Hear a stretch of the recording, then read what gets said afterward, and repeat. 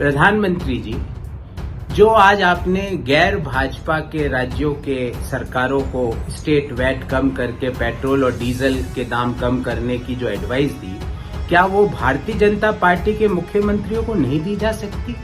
क्योंकि मध्य प्रदेश में जो स्टेट वैट है वो राजस्थान से ज्यादा है। तो यदि आप राजस्थान के सरकार को एडवाइस दे रहे हो तो उससे पहले तो मध्य प्रदेश की सरकार को दीजिए प्रधानमंत्री जी। क्या वही एडवाइस हम जो दूसरे कर्नाटक की सरकार को नहीं दे सकते? क्या वही एडवाइस हम बिहार की सरकार को नहीं दे सकते? क्योंकि बिहार में स्टेट वैट है वो झारखंड से ज्यादा है। जो कर्नाटक में पेट्रोल पर स्टेट वैट है वो पंजाब से ज्यादा है। तो प्रधानमंत्री जी, मेरा आपसे अनुरोध है कि आप जो गैर भाजपा की सरकारों को जो एडवाइस दे रहे हो, सबसे पहले भाजपा की सरकारों को वो एडवाइस दीजिए, क्योंकि वहां पर स्टेट वैट गैर भाजपा की सरकारों से भी ज्यादा है। दूसरी बात प्रधानमंत्री जी, आप तो हर चीज में वन नेशन वन फलाना, वन नेशन वन ढिमका, इसके बड़े हिमायती रहे हो, इसके बड़े समर्थक रहे हो।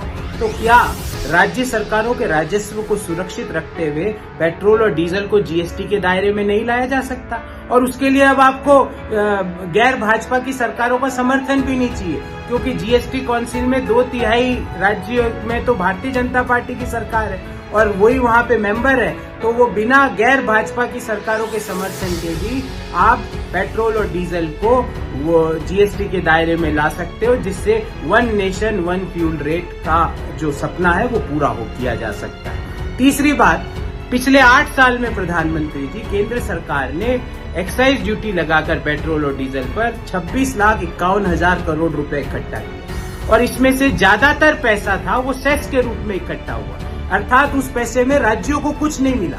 तो जो आज आपने जानकारी दी कि राज्यों को 42% सेस हिस्सा जाता है डिविजिबल पूल का, वो गलत है, क्योंकि ये 26,51,000 करोड़ का अधिकतम पैसा जो आया है वो सेस के रूप में केंद्र सरकार ने इकट्ठा किया और उसमें राज्यों को कुछ नहीं मिला।